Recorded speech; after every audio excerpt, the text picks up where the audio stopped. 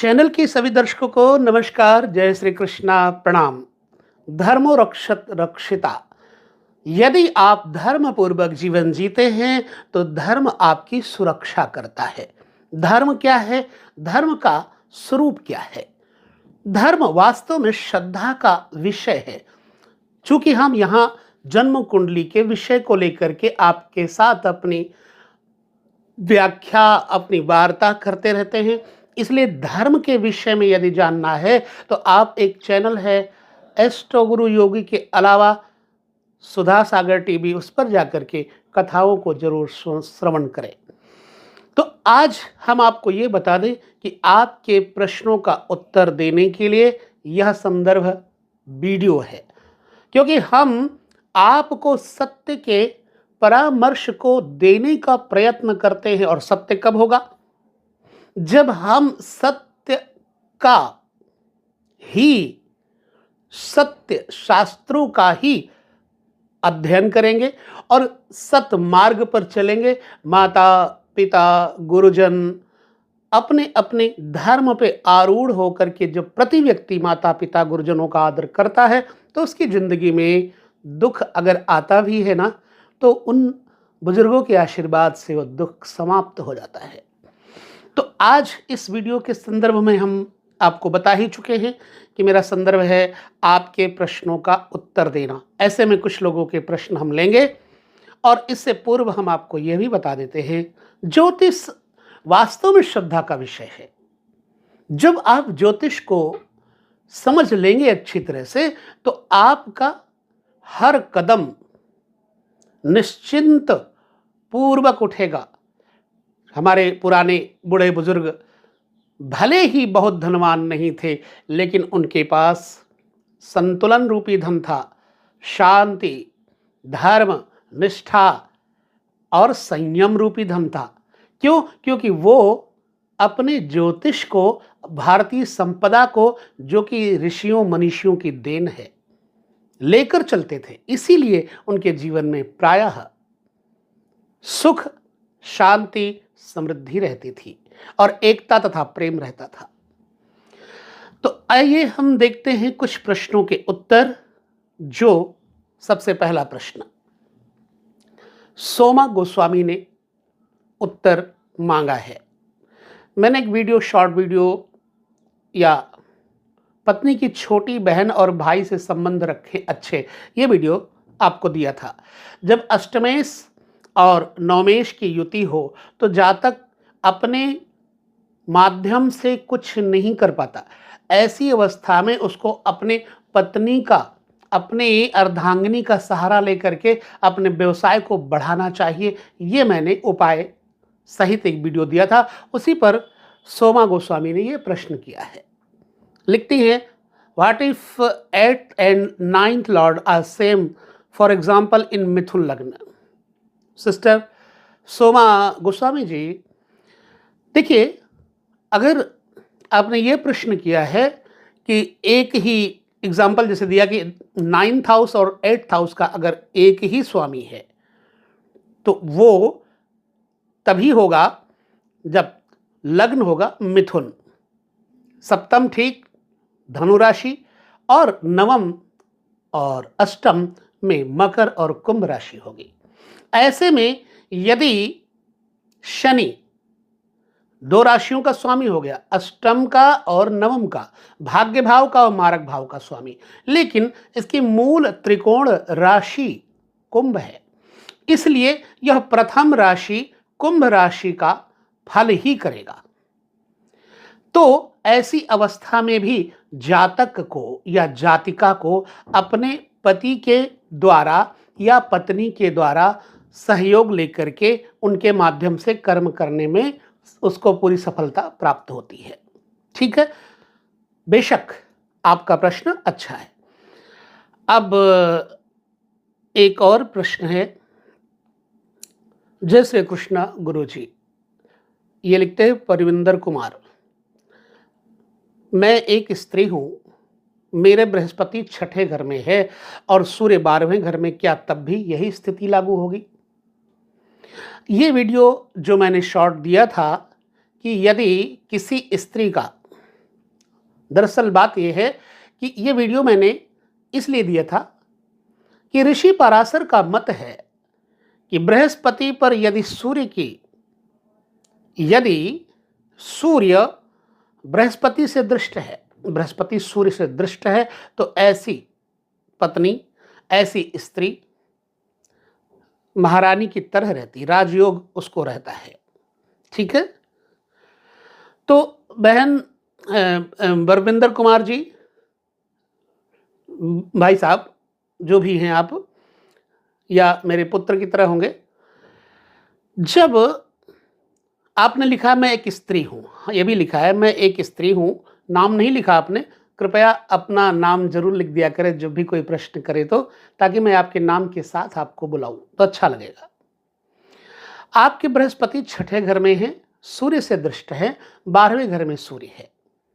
चूंकि 12वें घर में सूर्य है और छठे घर में बृहस्पति हैं, कर्क लग्न है, लिहाजा द्वितीय जो सूर्य है वो 12वें घर में बैठे हुए हैं। अब यहां समझना होगा, जब द्वितीय का स्वामी और 12वें घर का स्वामी एक ही हो, खास तौर से सूर्य और चंद्रमा, तो ये पर साहचर्य के अनुसार अपना कर्म करते हैं। बेशक सूर्य मिथुन में है, मित्र राशिगत है, लिहाजा आपकी जन्म कुंडली में यह राजयोग बनता ही बनता है। चलिए, ऐसे में एक प्रश्न इनका हो गया, आपको उत्तर से संतुष्टि हुई या नहीं? अब आगे हम एक और प्रश्न लेते हैं। यह प्रश्न है धात्रा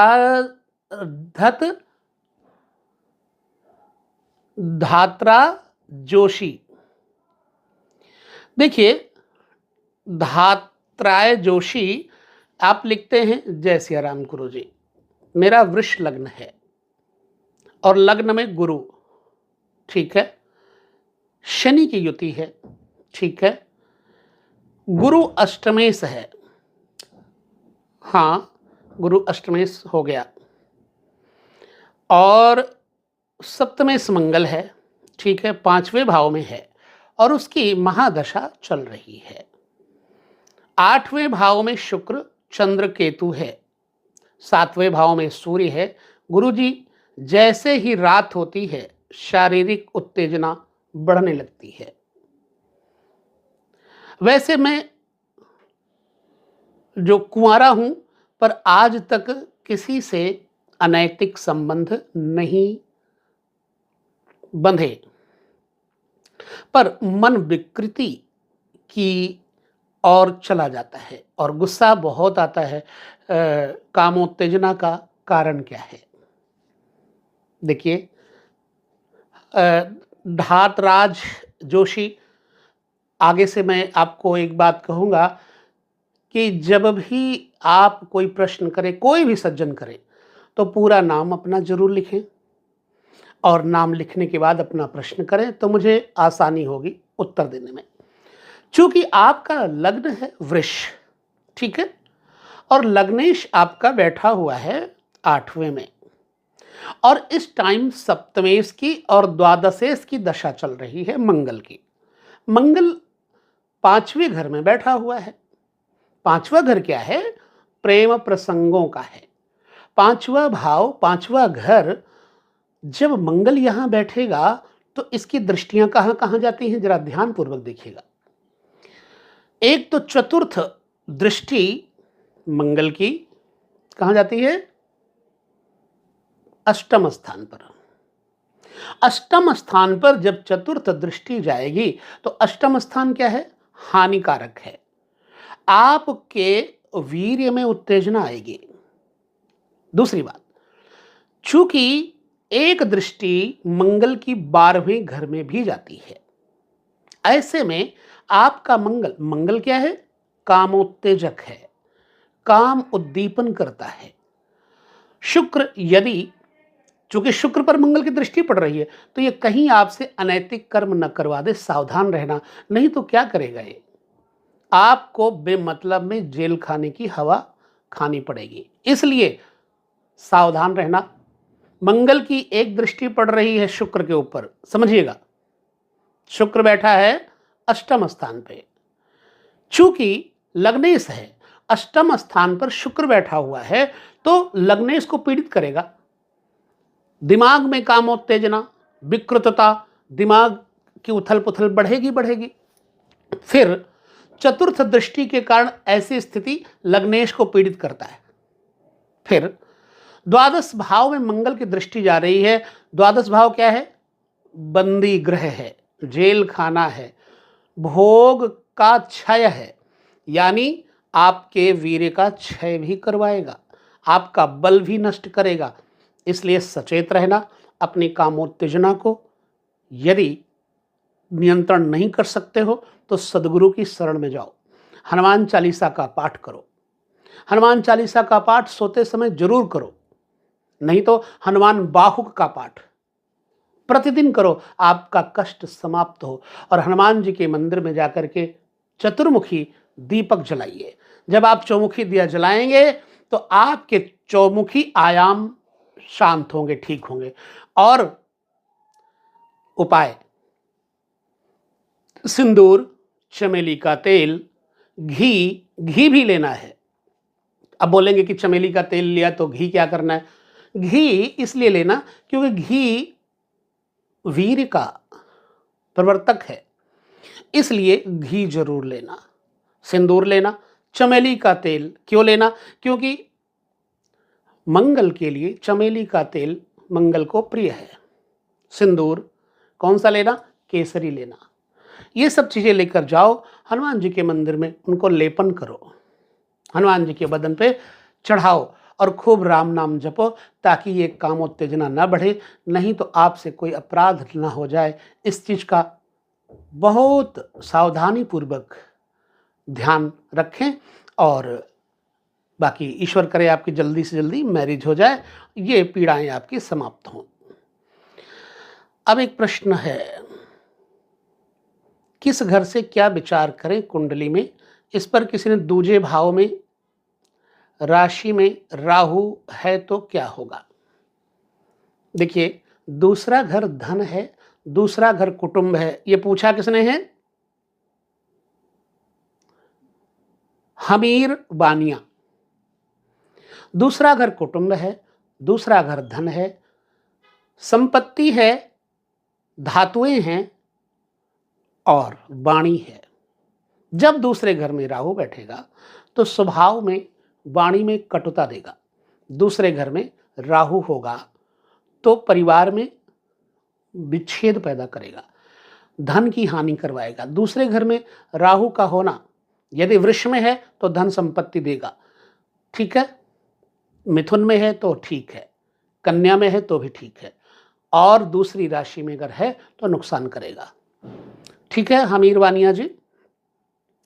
अगला प्रश्न, पति ही करता है पत्नी से दूषित कर्म।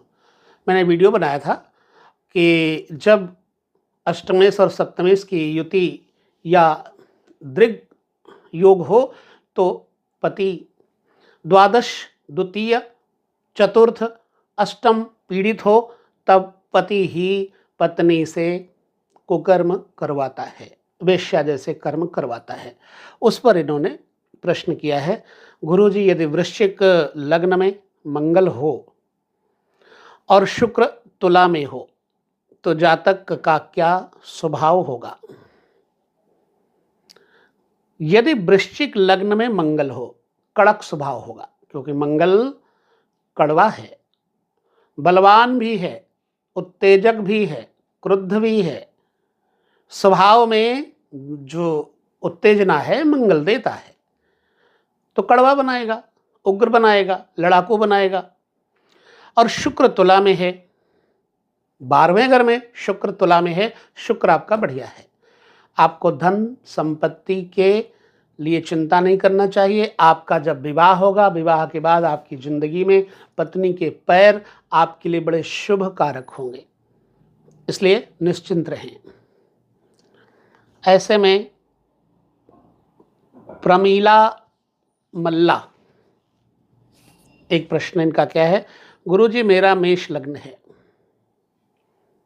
लग्नेश और अष्टमेश मंगल हुआ। हाँ बिल्कुल, तो क्या ये योग लगेगा? नहीं। जब एक ही लग्नेश और अष्टमेश एक ही हो जाए तो यह योग नहीं लगता। निश्चिंत रहें बहन प्रमीला।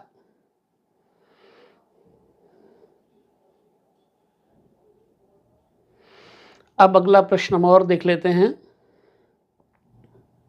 पति ही करता है पत्नी से दूषित कर्म। इसमें इन्होंने लिखा है अशोक खेरा। गुरुजी कर्क लग्न में शनि शुक्र की युति, ठीक है, अष्टम स्थान में है। कर्क लग्न में शनि शुक्र की युति है, अष्टम स्थान में है, कैसा फल करेंगे? मैं आपका भाव नहीं समझा।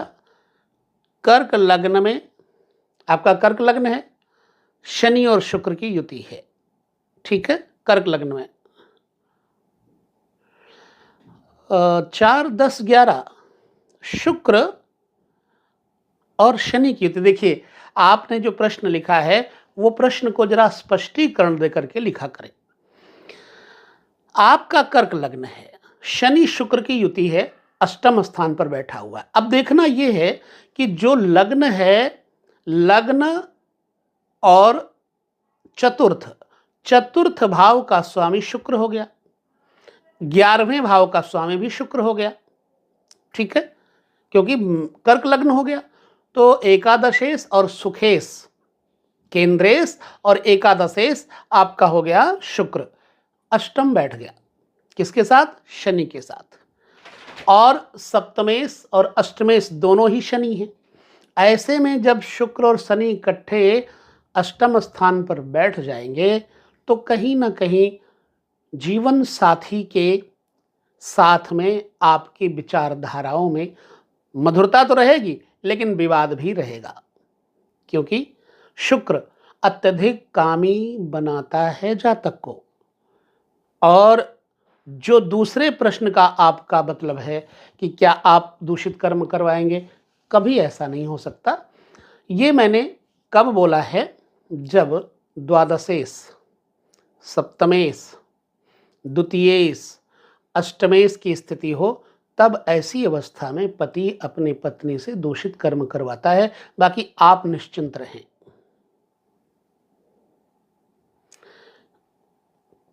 फिर एक लिखे बंकित मित्तल, राम राम जी, आपसे कुंडली एनालिसिस करवाना है, आपका कॉन्टैक्ट नंबर क्या है? देखिए मेरी कुंडली मेरे से अगर आपने दिखाना है तो आप डिस्क्रिप्शन में जाइए, वीडियो के डिस्क्रिप्शन में जाकर के वहाँ पर आपको वेबसाइट भी मिलेगी, आपको वहाँ पर कॉन्टैक्ट नंबर भी मिल जाएंगे। आप उससे संपर्क करेंगे तो आप मुझसे संपर्क कर पाएंगे। फिर एक है प्रणव झा, इनका प्रश्न क्या है देख लेते हैं। इन्होंने लिखा है गुरुजी तुला लग्न की कुंडली में शुक्र और मंगल की युति 4th हाउस में है, क्या प्रभाव देगी?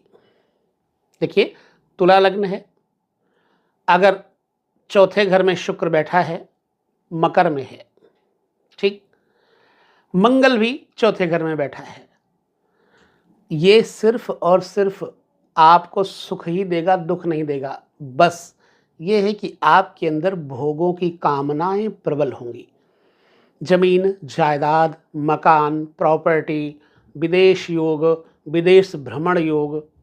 माँ का स्वास्थ्य थोड़ा खराब रहेगा क्योंकि शुक्र शनि की युति वहाँ पर शुक्र बैठे हैं ना, तो इससे क्या होगा, मंगल भी बैठे वहाँ पर, तो माँ का स्वास्थ्य, बीपी हाई होना, शुगर हो जाना जैसी कंडीशन माँ के साथ हो सकती है। बाकी ये आपके लिए नुकसान नहीं करेगा। तुला लग्न है, लग्न सुख में बैठा हुआ, चौथे घर में शुक्र अच्छा हो जाता है तो धन संपत्ति वैभव देगा। इसमें मंगल सप्तमेश के साथ दूसरे हाउस का मालिक एवं शुक्र अष्टमेश होने के साथ लग्नेश भी है, कृपया मार्गदर्शन करें। अष्टमेश है, लेकिन जब देखो दो ग्रह ऐसे हैं जो लग्नेश और अष्टमेश बनेंगे ही बनेंगे। दो ऐसी राशियां हैं, दो ऐसे लग्न हैं। जैसे मेष लग्न है तो ऐसे जातक का मंगल अष्टमेश भी बनेगा और लग्नेश अष्टमेश बनेगा, लग्नेश भी अष्टमेश बनेगा और अष्टमेश भी लग्नेश बन जाएगा। दूसरा है, जब तुला लग्न होगा तो लग्नेश भी शुक्र होगा और अष्टमेश भी शुक्र होगा। तो ऐसी स्थिति में आपको निश्चिंत रहने की आवश्यकता है। माँ के लिए खराब करेगा। बस आपने पूछा मार्गदर्शन देने के लिए, तो मैंने बताया इसमें सिर्फ माँ के लिए नुकसान देता है, माँ का स्वास्थ्य खराब करता है, इसलिए माँ का ध्यान रखें। I don't feel correct feel. अब आगे जो प्रश्न हैं उनको मैं थोड़ा पढ़ देता हूँ। कृति कुमार दैया, wonderful accurate predictions of 8th lord in 5th house with 5th lord high struggle and hard life in childhood with gradual improvement and progress in the life after marriage। अच्छा, अपने आपने अपनी बात लिखी है।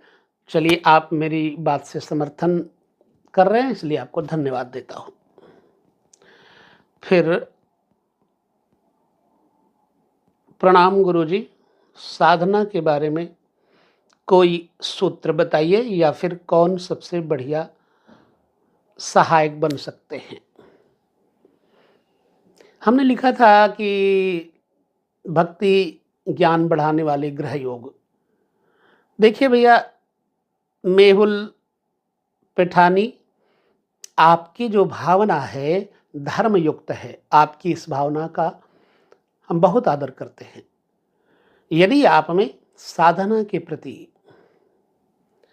इच्छा है, अभिलाषा है, तो आप अपने जीवन को साधना में बनाने के लिए नित्य प्राणायाम अवश्य करें। सूर्य उदय के समय उठें, सूर्य उदय के समय उठ करके भगवान सूर्य का दर्शन करें।